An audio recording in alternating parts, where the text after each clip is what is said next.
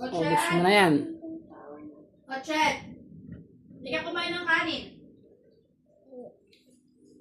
May naamoy akong pulbo. Tigil mo na yan, tigil mo na nga. Ay, nako. Ay, pati may kilo. Tama na nak. Sige na, kapag pa nagagalit si mami. Tigil mo na yan.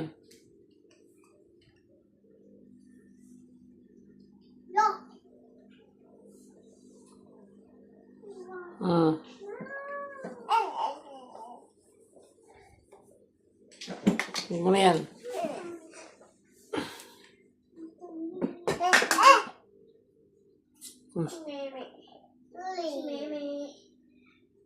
Tama na, tama na.